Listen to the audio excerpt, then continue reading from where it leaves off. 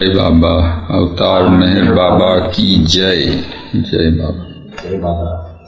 This is July 6th. We're approaching Silence Day, 1994, here at Meherzad, and I'm with Meherwan Jessawala, continuing on the 6th tape, the chronicle of his memories of Baba and life with Baba. And I see here at my feet, under the camera, glimpses of the God-Man. This is another of the many lovers' tales of glimpses of the God-Man. That's right. Well, Meherwan, we had been talking about last time various times of Baba's and your memories of Baba in the 1940s. And as I was just mentioning before we began, the thought occurs to me with the Myrtle Beach Youth Sahabas coming up next week. These were years where you were, from the 1940s, from the age of 10 through 20, teen years. And right now all over the world really, but especially in the West, those are very turbulent years where there's tremendous confusion for young people. You know, they're coming out of being children to being men and women and assaulted by so many different things. And many of them are in their hearts really longing for some way for them to lead a human life and ultimately some guidance. So this, you're in the very unusual situation of having been brought up in Baba's immediate fold. So I would really, what was that experience like? I mean, of course, Baba is God, He's the Divine Beloved, and at the same time, we're all human beings, and we go through life stages and growing up. What was that like? Did you have to cope with some of these themes, or did the urge for rebelliousness come up that comes up with teenagers, or just what was it like being a teenager in close contact? I should say that our family background itself was such. There was in those times there was a good deal of family discipline, and my father was a stickler for discipline. Of course, mother was had a different sort of temperament, but at the same time she also was very strict in her own way. Although very gentle, very loving, but at the same time she would see that we kept on the straight path, as it were. And if she found that we were rebellious, sometimes she had a way of getting around with us. And the most effective weapon she used was to stop talking with us. So that was a most unpleasant thing that could ever happen to us in our young age. She did the same with Heeraj, and she did it with me once also. Although I just didn't know what was the immediate reason for it, but somehow she got irritated with something I must have done, and she just stopped talking with me. And it was, I felt very miserable about that, because we were a close-knit family and mother was quite close to us. Dad was there, of course, Papa was there, but he was the sort of, he had a sort of distance between himself and us, and it was difficult to be very physical with him, or sort of, I can't express exactly what it is, but the closeness was not there like it was with mother. So when she would do these things, then it would hurt us quite a bit. So that was how she maintained discipline in the family, and in the long run it helped us, because I feel that children really require some sort of a guidance and some sort of strictness in early life. Once that has been grounded and a background has been created, then in future life, it is a sort of a sheet anchor, as it were, and you feel confident in facing life and not being led away by distractions and other sort of wayward behaviors. Right. So that was my experience, and of course that was the beginning. And then Baba's constant presence was there. We were on and off with Baba, and that was the biggest thing that I had, of course, in my life. So there was no problem as such, because Baba was there for everything. We looked askance to him, and his orders were there, personal orders were there, general orders were there. And the way that we led our lives was to see that Baba always was pleased with us. So that was the biggest guiding factor, to see that Baba would be pleased. And inwardly we knew that if whatever we didn't please Baba, he would know. So there was no question about making a show about anything with him. It had to be done with real intention and without any show or anything. So this was my experience growing up with Baba. Did you have the feeling that, like if some of these youthful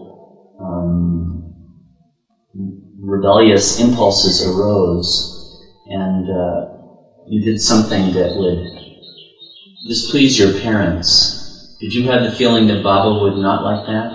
Yeah, that would be there, because after all, displeasing the parents have the ultimate good of their children in their hearts.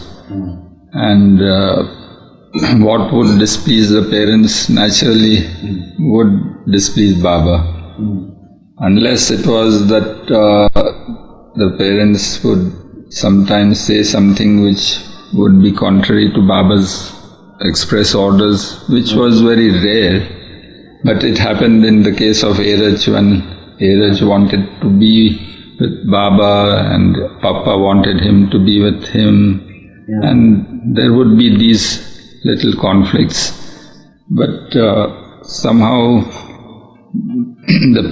our parents also were all dedicated to Baba, and naturally we also were, we followed their example. Probably it was our past preparation in past lives that made us fall in line, as it were. So all these minor little controversies just smoothed themselves out, and we were all for pleasing Baba in the way we lived our lives. So there was never any question of these little things creating a serious rupture? No, not to my knowledge, or I don't remember any such thing. Except, as I said, about Airaj wanting to get married. That was also, although Baba didn't want him to do that specifically, but the motive behind was to safeguard Baba's interest. That people were saying things about him, that he was not allowing Airaj to lead a normal life. So to safeguard Baba's interests, he sort of tried to assert himself with Baba. And perhaps Baba had wanted it that way. And he tells us that this getting married was a great sort of help to him, because in later times there were incidents when this had helped him. So Baba's game, as it were.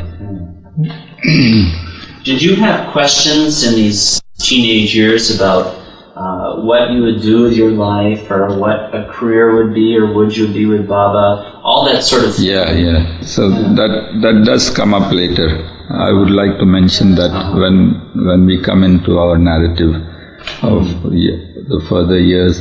So I would look askance to Baba for my future. Yeah. Though I always had this habit of never expressing anything. But it was Baba himself who would bring it out. So I would wait till that he would bring it out. And it did happen later on. So I will let you know about that in due course. But for the present, I was busy completing my studies, and so there was no question of deciding about the future. But after that, it does come up. So I will tell you that in due course. And yes, what else? Well, I'm just, when I hear you talk, what you've said is no surprise. It sounds like growing up in this environment, there was just a deep sense of security in the whole thing. Yes. Which children so much need. There was no question about it. Baba was our sheet anchor. Baba was our very life. And to be with him was all that we wanted to in life. And to be with him, naturally we had to please him, otherwise we couldn't be with him. So it all fitted in very well. And it was all according to what he wanted. So the security was there, the great pleasure to be in his fold, in his closeness was there. So all these factors were there which made life very secure for us. What I guess what you wanted me to say about the uncertainty of life for the modern youth, but that is really a very tragic fact of life that is facing these modern times. And it is really tragic how children are being deprived of this guidance and this security of family life. And I think all the ills of the present age, modern generation is that there is the rupture of family life. The basic building block, as it were, of society, which is the root cause of so many ills and children going wayward. So I suppose it's all in Baba's plan to work up all this chaos and confusion, to bring back real order into the new humanity that he has planned for us.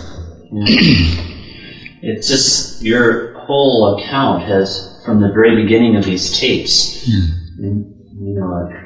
my feeling of them has just been saturated by this unquestioned feeling of that strength that Baba was, both in Baba's direct contact and in the closeness with the whole family that Baba accepted as such, and used and worked with as such. And that's been one of the really very beautiful things. It's a beautiful glimpse of how Baba would, how he would work with those fortunate enough to be so close to him. And the thing was that despite the closeness of the family, each person was totally for Baba. So it wasn't that the family interest was there. It was to please Baba that the family was there. So Baba was the central pivot, the central point focus and attention, despite the family being so close to each other. Yeah. Baba was the central figure, and that made it very nice for us. Yeah. So when there would be conflicts within the family also, ultimately it was Baba, the central figure, the central point of attention. So that smoothened out everything for us. Yeah. That sense too I've gotten from what you said, because in these times with Baba, it's not like there was someone else who was looming as an authority figure, your father or your mother. It's almost like in Baba's presence they vanished from the picture. Yes, there was no such question about anybody imposing between each member of the family and Baba. So, and in fact, Baba wanted it that way. So, Baba was a very jealous guardian. And he jealously guarded the interests. Of course, it was for us only. Right. That our attention should never be diverted from him to whomsoever it may be. Be it your mother or your father or your brother or a wife or children or whatever. That would be Baba's constant sort of way of handling people. That their attention must be undividedly on him. And he should be the main interest of our lives. So he saw to that we did that. Do you remember where, in your recollection, did that issue ever come up explicitly? And what comes to mind is a story Wendy Haynes told once, which, as I remember it, she was in Guru Prasad at the East-West gathering and was for some reason focused, maybe I may have details wrong, but I think it was there, and she was thinking very intensely about her mother at that particular moment, and suddenly Baba asked her, "Who do you love more, me or your mother?" And impulsively she said, "My mother." Baba caught her at that instant where she said that, thus bringing that up. Did anything like that, not that particular kind of thing, but did that issue arise? I think I mentioned that in my early life when I was separated from mother for the first time as a very small child and was kept in Akbar Press. Yes. And mother received a nasty letter about me being thrust on them over there, and she was brooding about that, and Baba then came up suddenly and asked, "What are you thinking about?" And she says, "No, Baba, this letter has come." And so then Baba said, you're thinking about your child, you feel that I have done wrong in putting him there, or some such thing he mentioned. And mother just suddenly said, "No, Baba, I wouldn't care if 1,000 such sons of mine were to be sacrificed at your feet." So that was the way Baba used to focus attention of everyone.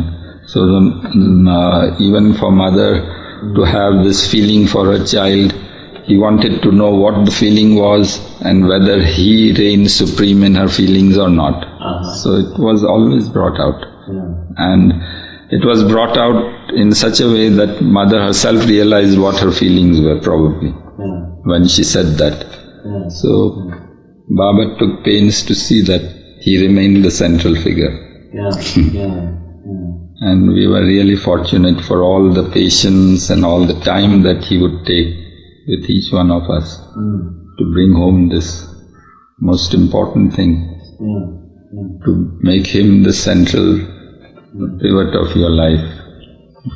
And how beautiful it turns out that Baba really cares for each one infinitely more than the other family members do. Of course. So by letting go of...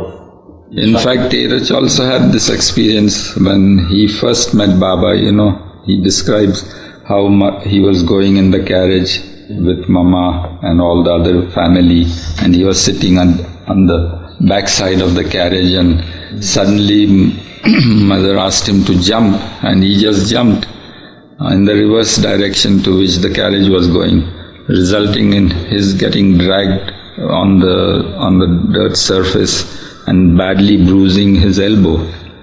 So when mother and all approached Baba, they forgot all about Iraj. Mother was so intent about seeing Baba that she forgot everything about what happened to Iraj.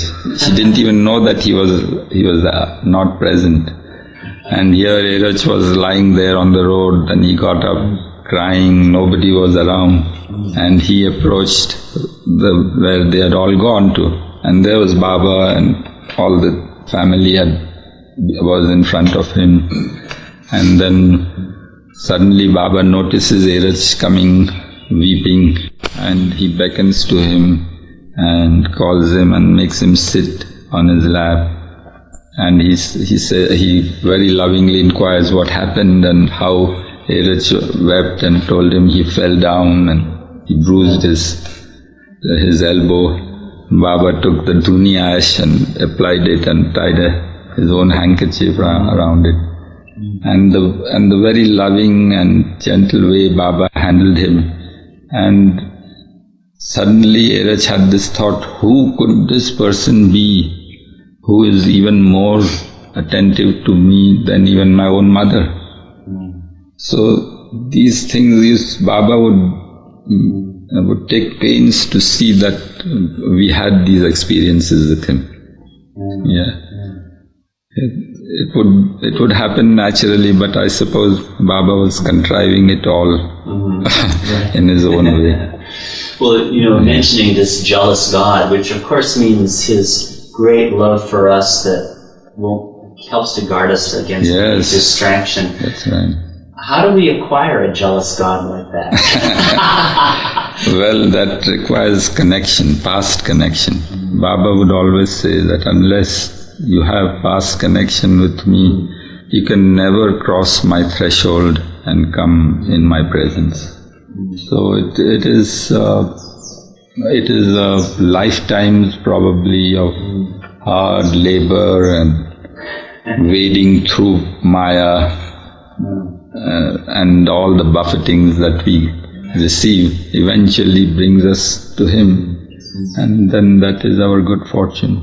He accepts us. So it's not just by chance that we are so close in his fold, you, me, and all of us. So you may be thinking that you haven't seen Baba, you were not close to him, but who knows that what your past connections with Baba were. Otherwise you wouldn't be here interviewing me today. So you think that it's a chance that you happen to hear about Baba, but I don't think it can ever be so. And Baba himself told us that nothing is for chance with him. It's all well planned out, and it's all past connections has to be there to be with him. So that's how we get into the fold of the jealous God. And of course the jealousy in him is not the jealousy that we experience in Maya. For us, jealousy is one of the vices that we have to go over. For him, it is jealously guarding our own interests so that we don't go astray. So for him, jealousy is a great task for him to protect us. It's like his taking responsibility for us. Yeah, and in that he has to be even cruel, kind. In short, he has to exert infinite patience. To assert his jealousy. It seems like a contradiction. Yeah, that's right. So it's a totally different sort of jealousy. I hope I've carried across to you what you wanted to know about it. If there's anything else that come up with this. Does that sufficiently answer? Yes, it does. Yeah. So let me do one thing. This is a little closer. All right. Well, maybe we could resume with some of the accounts. You had mentioned before we started something about Dr. Ghani and Kaka. Would that be a good point? Or is there something else that comes to mind? Well, you mentioned something about there being people who would take the beloved side and people who would oppose him. Right. So we had these sessions with Baba. Even in the card games, Baba would be having players on his side, and there would be players on the opposite side. And of course everybody had instructions to put their heart and soul in the game and try to win it. So the people who were on the opposite side had to be equally assertive and oppose Baba's people and oppose Baba in the game. So it's been great fun. Oh yes, those card games were really unique. So just like that, there would be sometimes discussions among Baba people. When in the old times at Meherabad, there would be quite there were many mandalis staying with Baba at that time. So there was quite a big crowd at that time. And I remember, I think it must be in sometime in 1944 or 45 when we were called at Meherabad for some function or the other. And there was this big meeting, big group of Baba disciples and mandali all seated in the mandali hall. At that time the mandali hall was not the present mandali hall. It was the dharamshala, which was like the present mandali hall. Yeah. So an old ramshackle building with 4 crooked wooden pillars supporting the roof. And Baba would be at one end of the hall, seated on a divan sort of thing, and we'd all be seated around him, and just some conversation would be there, and much merriment and laughter, because Baba was with us. And so I remember that there was Ghani there in that meeting. It was not exactly a meeting, but just a get together. And Ghani would always have the habit of trying to poke some fun at Baba. And Kaka Baria was a very staunch supporter of Baba's cause, So Baba would appear quite helpless, and look to Kaka. Kaka, look what Ghani is telling me all these things, and you're keeping quiet. So Kaka would just sullenly put his head down and just keep listening. And Baba would make a sign to Ghani to say some more things and provoke him all the more. So he would say still more nasty things, about something, not directly to Baba, but how Baba is harassing us and what a cruel God he is, and he claims to be such a loving God and all this. It's all humbug and this and that. And Ghani was extremely witty. Oh, very witty. So eventually Kaka got so worked up, he just stood up, and Baba says, come Kaka, come to my rescue. This fellow is not shutting up at all. So Kaka slowly walks there like a great warrior, and it was a great atmosphere then. And then he comes and starts bellowing at the top of his voice, and Ghani was so witty, he would put in some remark and Kaka would shout at the top of his voice, and Baba was enjoying the scene. Kaka was oblivious of what Baba was doing. He was so worked up. Yeah, and he was facing Ghani and as if wanting to eat him alive, as it were. And Baba was laughing so much, we could see his whole frame shake, and he was actually rubbing his heels on the mattress. You know how small children, when they can't contain their mirth and laughter, they rub their heels. So I still remember that scene. Eventually, Kaka, just with his booming voice, subdued Gani. And everybody said Kaka is victorious. And then he returned back to his place triumphant. How did Gani take it? Gani was there just, he was a sport. Very witty. So we had these little incidents. Oh, what fun that must have been. Yes. So I remember something of that kind, like just before the new life, because it was, I think Gani wrote a ghazal attacking Baba and those sorts of things. And there was Khak Sahib. You want to say about that? Do you want to reserve it until we get to No, it was then only that this ghazal was done. Yeah. And there was Baba's old disciple called Khak Sahib. He was also very learned and very good in Urdu poetry and all that. So Baba would then ask him to reply to Gani, and the way he would reply, it was a nice thing. Jai Baba. Jai Baba.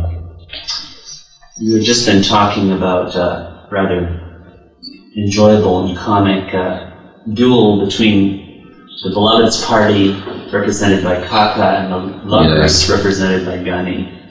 That was in the mid-40s? Yeah, in the mid-40s. Whilst we were having the interlude, I also remembered an incident regarding what you mentioned about youth and how they sometimes would want to assert themselves. So I remember an incident when I had just recently joined college. So I was a little puffed up going to college for the first time after passing my school. And there was a music society in the college. It was called Wadia College, Naurozji Wadia College in Pune, very near the railway station. So there was a musical society, and one had to pay to become a member. So I had a little liking for music, and I paid for the membership, and they gave me some tickets for some concerts that would be musical concerts that would be held in the college auditorium. So I remember it was the first program that was to be held, and I was looking forward to it. So I told mother that I'm going. In the meantime, we received a letter from Meherazad that Baba was coming to Pune, and that he would be at Bindra House on such a date. Fortunately, it happened to be just the next day after this program in the night. So my mother tells me, look, you forego this program of yours. You be here, help us, and who knows, Baba might come early or what. So I said, no Mama, this is my first program. I've done all the marketing, I've brought everything, now I would want to go. She says, look, listen to me, you should be here now, you should help us more. So I said, no, nothing doing, I'm going for the concert. So I start off, And then I returned, and to my dismay, I learned that Baba had come to Bindra House. He was there for quite a long time. He inquired about me, and when Mama told him what had happened, he said, some sound in there. Oh, it's some other sound. Yeah. So Baba tells her it's nice, let him attend the program. But when I heard about this, I reproached myself no end, because I miss Baba's company, and the program was not to my liking. And I said, what a fool I was not to listen to mother. And she was right after all, that Baba did come early. And the thing is that Baba went off and he didn't come back.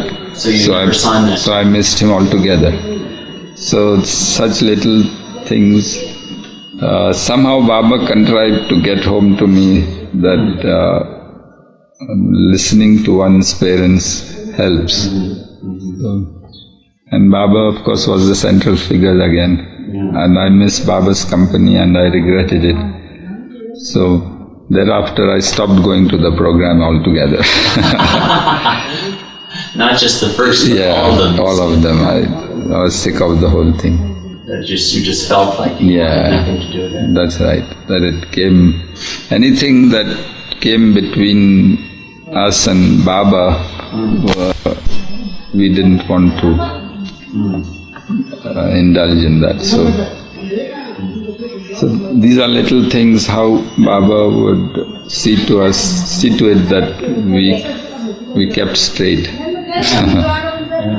That reminds me a little bit of how Baba says he's coming at 9. It's best to be ready by 8:30. Yeah, that's right. I remember once we were in Mirazad and Baba had called for a meeting with Sarosh, Adi and all these people. Baba was in seclusion then. So Baba had given the time of 9 o'clock or something. And they came at 9. So as soon as they entered, and Baba was here at 8:30 and said, how is it they haven't come yet? What's wrong? So he said, Baba, but we have given the time of 9. They will be coming. No, but my time, if 9 it is, they should be here by 8:30. See, I am here at 8:30. Why can't they be early? So Bhairad says, Baba, if they had come early, you wouldn't have liked that. You are in seclusion, you've given them the time. No, Baba says, I want them early. They should have come early. They should have waited outside. So when they came, Baba started firing them straight away. So they said, what is this, you people? So Baba, but you gave us the time, we are right on the dot. He says, no, if I said 9 o'clock, then 8:30 was my time. So they were all quiet, yeah. And in fact, Baba was here and he was so restless, they haven't come yet, why haven't they come? So Baba wanted us to, this was a way of impressing us that we should really take his time to be take his time very seriously, to be not only on time but to be before time. And as he said, they should have waited outside. So when it was time, and if Baba had come early, they would be available and so on. So Baba wanted all attention on him. Yeah. So that is how he brought home these things. The way with him, it's really, in a sense, it's very subtle. Yeah. Although in another sense, it all boils down to wanting him only. That's right. That was the name of the game all throughout. To make him the central object of our life, to make him supersede everything else. Because that is the only way that we can ever hope to swim out of this illusion. This one-pointed attention upon him. Although he wanted us to be in the world, to enjoy the world and all its other things, but the attention in the background, the attention had to be on him. He was to be given prime importance. And that is how there would be no attachment to worldly things. Although we were in the world and living normal lives, but the moment he wanted attention, it had to be there. And that broke the attachment with things. That was his way of working. The external way. Internally, of course, he worked in a myriad ways. So this was one more incident I could recollect. Well, we've come to the very eve of the new life. Before going into any of that, are there more things from the prior period of the 40s that are... There used to be visits from Baba at Bindra House, and there were innumerable visits, and they've all been lost in memory because of the time factor and the bad habit we had of not keeping any diaries. So our attention was so focused on Baba that we never thought of their putting down on paper what transpired. It was just enjoying the experience to be in his presence or whatever. So in a way we were a bit selfish or probably foolish not to have taken the advantage of taking it down somewhere, and it could have helped us revive so many incidents that must have occurred, which are all lost to us now. How often would it be? Every several weeks? I mean, I'm sure it would change depending on what Baba was doing. But every several weeks or every several months or...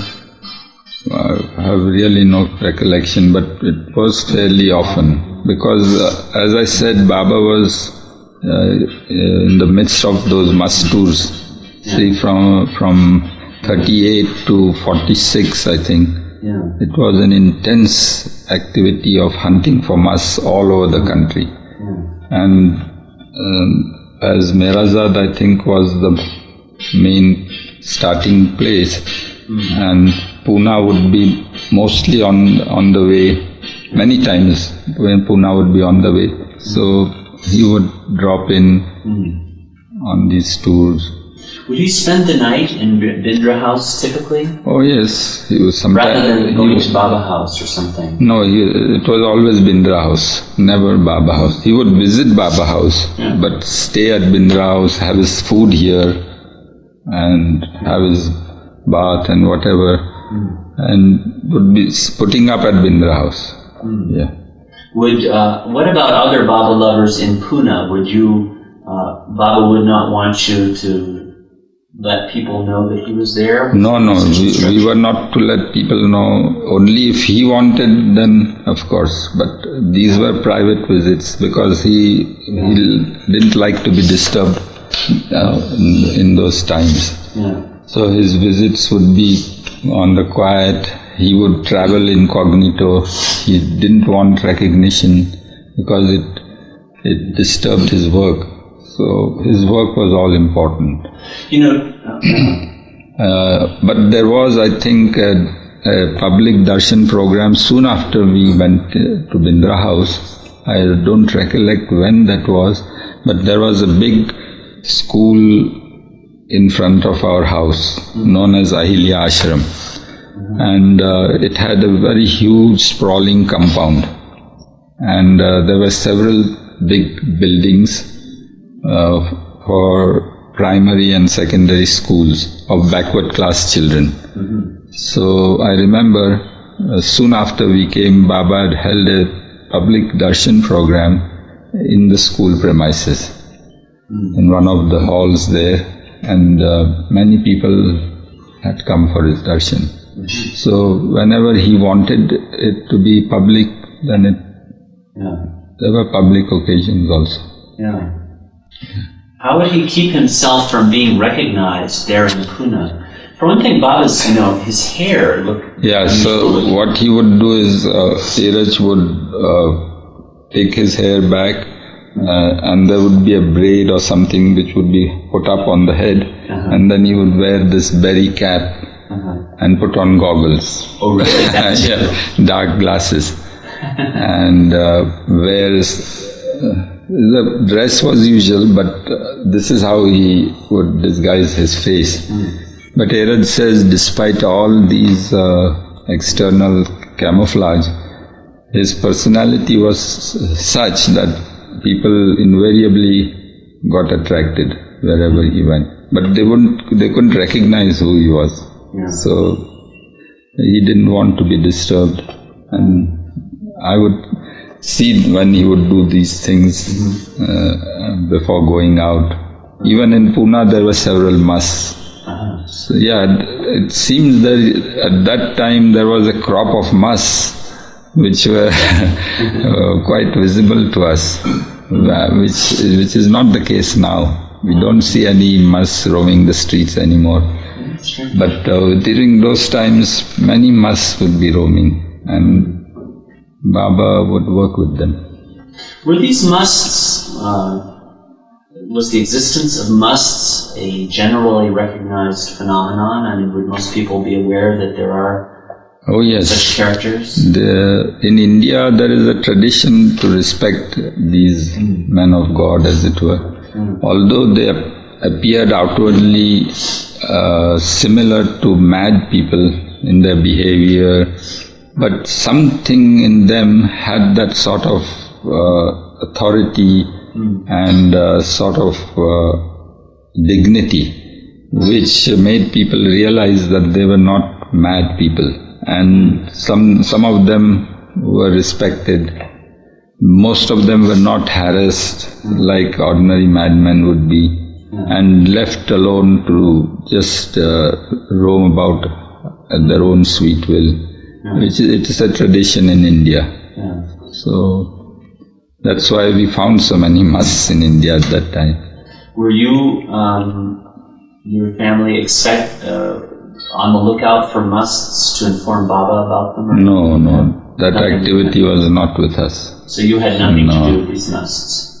Except once Papa was sent out to get a particular must, and he was so unaware of how to handle this situation.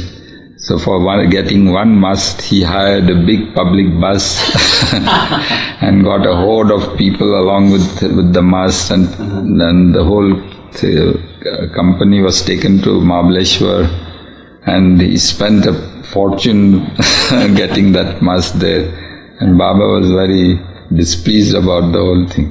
So he didn't know how to handle that thing, So, but whomsoever Baba deputed to do it, they would do all these activities. Did you ever have anything to do with that? No, not directly. But in the old days, Kaka Baria was there, Kaka, Eraj. They would go for hunting these masks, locating them. Then Baidul later on. So Baidul not from the beginning? I don't think very early, but I think Kaka was before Baidul. And that's why there would always be this rivalry between Kaka and Baidul. Kaka saw in Baidul his rival for mass work, So he would growl at Baidul. He would not approve of ways of Baidul.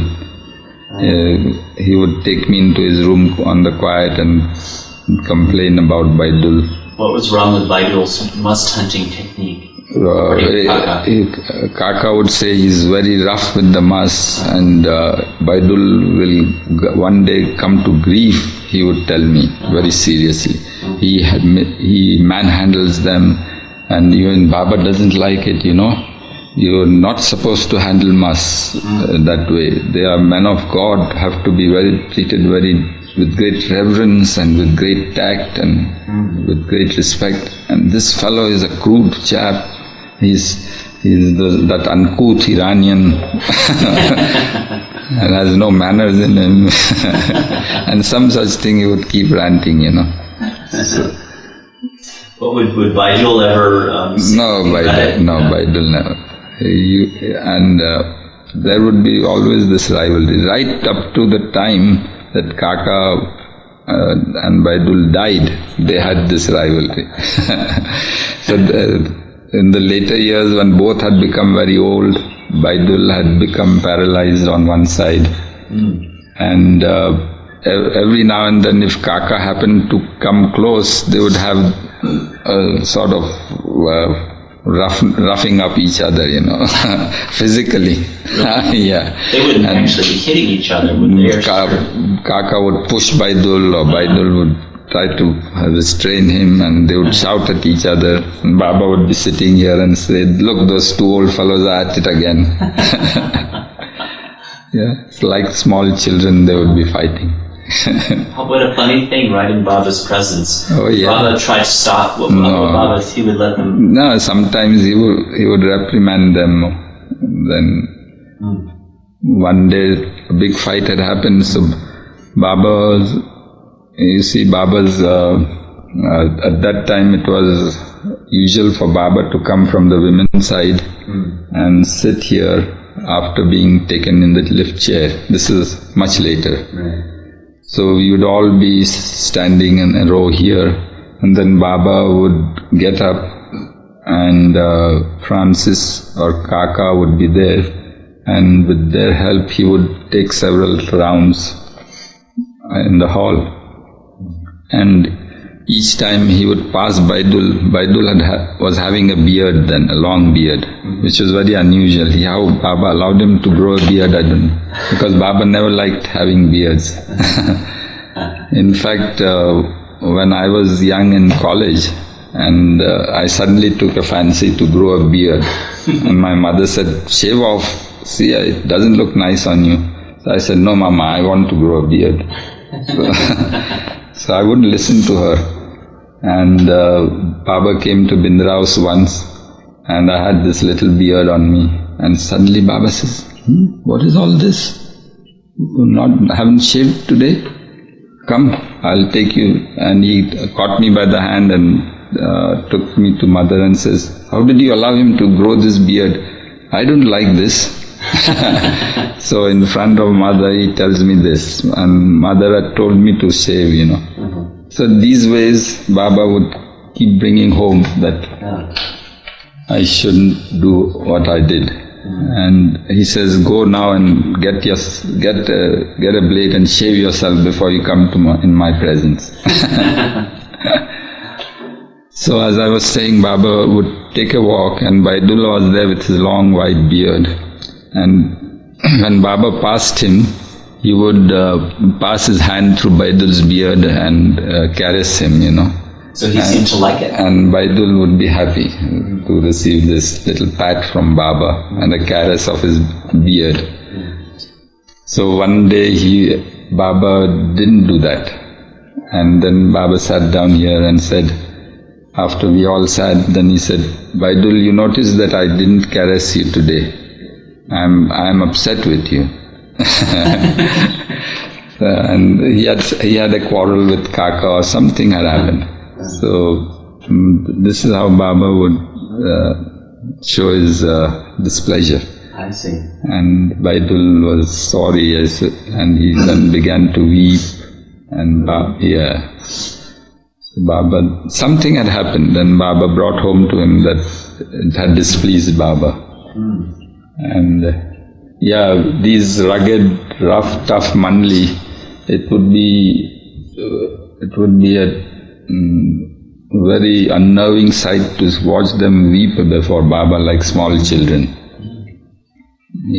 Baba could in no time get them to their knees, as it were. And these people were so tough and so rugged that they would never bow down to anybody. But before Baba, they were like lambs. Now, I think of Baidul as being a really tough character. Oh, yes. Similarly, Kaka also. I think I mentioned there was a gnat floating into the hall, and he just crushed it with his own bare hands. He was that tough, Wasp or a hornet. And Baba tells me, "See how strong he is and how fearless. For me, he would do anything." And then there was something that happened, and Kaka began to weep. Yes, he had displeased Baba for something. So these people were very tough. Would Kaka ever feel see rivals and other must hunters like Erich or anyone? No. No. It was Baidul and Kaka's rivalry. Yeah. At that time in the 40s, were there any other little rivalries or of that kind among the Mandali? Oh yes, that would be there in the ashram, in the women's side as well as the men's side. There would be all these bickerings and goings on, all sorts of little side shows. In the main show that Baba was getting along with, and complaints would come to Baba, and Baba would sort out things. There would be enmities, and then Baba would make the warring sides embrace each other after everything was settled in his presence. This used to go on daily. There was no end to it. And Baba in fact brought out all these things in each one, so that they didn't harbor any ill feeling inside them. It had to be brought out. So I suppose it's not that there was any personal thing, but all this pent-up thing inside was being brought out and against someone or the other, you see. And Baba would bring about such incidents so that it came out in the open. And all this scum would be cleared up, each time. Until the next session, when more scum would come out. Right. Yeah. Endless process. Yeah. Would you ever have conflicts within, around Baba with the people there? Did that happen? No, I didn't have much of that kind. I was small and yes, and I looked up to all of them. Yeah, they were many years my senior, so there was no question about any ill feeling with them, and they all liked me. I had this nature of making friends with everybody. So, and one thing, when first I came to Meherazad for a long stay, Baba calls me up and says, we were just outside and suddenly Baba was there, and he suddenly says, you have long years, make good use of them. So I just looked askance.